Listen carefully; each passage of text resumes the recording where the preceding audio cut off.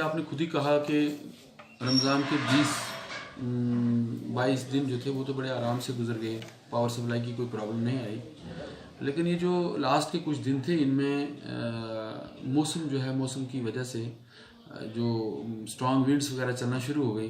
तो उसमें जम्मू से लेकर रजौरी और पुंछ तक पूरा एरिया डिस्टर्ब हुआ। क्योंकि हम लोग टेल एंड पर रहते हैं, अगर कोई डिस्टर्बेंस जो है जम्मू में होती है तो उसका भी इफेक्ट यहाँ पड़ता है, अगर कोई डिस्टर्बेंस रजौरी में होती है तो उसका भी इफेक्ट यहाँ पड़ता है, और यहाँ पर कोई प्रॉब्लम होती है तो उसका तो पड़ता ही है। तो 31 मई को डिस्टर्बेंस रही, तो उस दिन पंजाब से ही जो हमारी लाइन्स आती हैं उन्हीं में जो है कुछ टेक्निकल प्रॉब्लम्स थी, तो वो 2-2:30 बजे सुबह से लेकर 2-2:30 बजे तक उस दिन पावर बंद रही, पूरे दोनों डिस्ट्रिक्ट्स की, रजौरी पुंछ की, बल्कि दोनों डिस्ट्रिक्ट्स की बंद रही। उसके अलावा जो है यहाँ पर जब जो है कुछ हवा वगैरह आंधी जम्मू से चली तो तब भी 132 के भी डिस्टर्ब रही। फिर यहाँ 33 के भी लाइन्स डिस्टर्ब रही, और 11 के के फीडर्स भी जो है वो साथ साथ में जो है उसका शिकार हुए। तो ये सिर्फ मौसम की वजह से, जो एक्सट्रीम किस्म का मौसम, खासकर जो हवा आंधी वगैरह चली, उसकी वजह से ये प्रॉब्लम रही। तो हमें उम्मीद है कि अब मौसम जो है अब इम्प्रूव हुआ है, तो इंशाल्लाह जो आने वाले 1-2 दिन हैं इनमें पावर जो है उसका सिस्टम ठीक ही रहेगा। उसमें मैंने जैसे आपको बताया है कि लो वोल्टेज, चूँकि हम टेल एंड पे हैं, डिस्ट्रिक्ट पुंछ जो है वो जम्मू प्रोविंस का टेल एंड ही आता है, तो लाइंस जो है हमारी 132 के भी लाइंस कहाँ से चल के जम्मू से होते रजौरी से आके यहाँ हम तक पहुँचती हैं, तो ऑब्वियसली जो है वोल्टेज ड्रॉप तो होता है, और कंसिडरेबल वोल्टेज ड्रॉप होता है। लेकिन इससे पहले भी, चूँकि पास्ट में भी, इन पास्ट भी जो है जब 33 के भी लाइन्स हमारी जो हैं रजौरी से चलती थी तो तब भी था। फिर जब हमारा ग्रिड जो है यहाँ पे आया सुरनकोट में, तो उससे जो है पावर की पोजीशन हमारी जो है वोल्टेज की और ज़्यादा अच्छी होगी।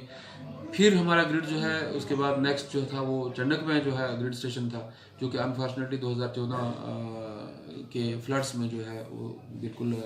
डिफंक्ट हो गया। तो उसके बाद हमारी पावर की जो थी वोल्टेज की पोजीशन जो थी वो उसके बाद जो है ज़्यादा डाउन हो गई। तो अब इसमें ये है कि ये तो जब तक ये ग्रिड जो है चंडक का रिस्टोर नहीं होता तब तक वोल्टेज का इशू तो थोड़ा बहुत जो है वो, खासकर चूँकि मैं आपको ये बताऊं कि जो ये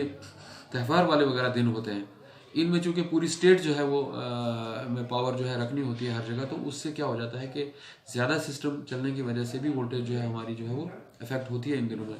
तो नॉर्मल डेज में जो है वो ज़्यादा इम्पैक्ट जो है वो नहीं पड़ता है। उससे वोल्टेज पावर का जो है रूटीन में जिस तरीके से जो जो जहाँ जहाँ इम्पोर्टेंट जो है मसाजिद तो सारी इम्पोर्टेंट ही है, बट चूँकि खासकर मेन टाउन्स जो जो भी हैं, सुरनकोट का हो या पुंछ का हो,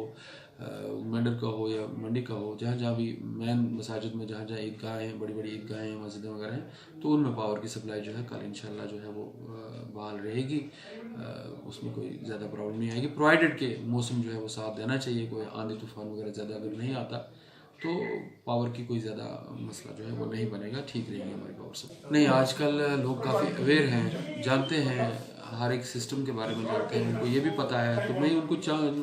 ये मैसेज मेरा उनके लिए रहेगा कि वो ज़्यादा से ज़्यादा जितनी जानकारी पावर के बारे में हासिल करेंगे हमसे, और ख़ुद से भी जो उनको नॉलेज उनके पास है उसका भी वो यूज़ करें, हमसे भी पूछें, तो उनको ये लगेगा कि कभी भी कोई जो मतलब ब्रेकडाउन होता है वो विदाउट किसी रीज़न के नहीं होता है, और सारे रीजंस जो होते हैं वो हमारी कैपेसिटी के या हमारे कंट्रोल में ही नहीं होते हैं। जैसे हवा आंधी की बात है, कब चल जाए, किस एरिया में चल जाए, तो ये भी किसी के कंट्रोल में नहीं होता है। तो दूसरी बात यह है, खासकर मैं उनसे यही गुजारिश करूंगा, जैसे आपने कहा कि किस किस एरिया में पावर का कैसा रहेगा ईद पर, तो ज़्यादातर हमारा डिपेंड इसी पर रहता है कि अगर ओवरलोडिंग ना हो, तो मैं समझता हूँ कि हम तो हर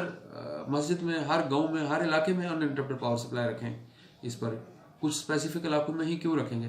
तो उसके लिए लोगों का कोऑपरेशन जो है वो बहुत मस्ट रहता है कि अगर वो जितना उनका एग्रीमेंटेड लोड है, अगर किसी ने 500 वाट का एग्रीमेंट करवाया के रखा है तो वो 500 वाट ही इस्तेमाल करें। तो अगर वो विदिन कैपेसिटी के, विदिन लिमिट के जो है वो पावर इस्तेमाल करते हैं, तो हमें जो है वो उनको, सब लोगों को स्मूथ पावर सप्लाई देने में कोई प्रॉब्लम नहीं होगी। तो मेरी उनसे यही गुजारिश रहेगी कि वो हैवी इक्विपमेंट जो भी है वो इन बड़े बड़े मौक़ों पर जो है वो ना चलाया करें, ताकि हम लोगों को स्मूथ पावर सप्लाई देने में कामयाब हो सके।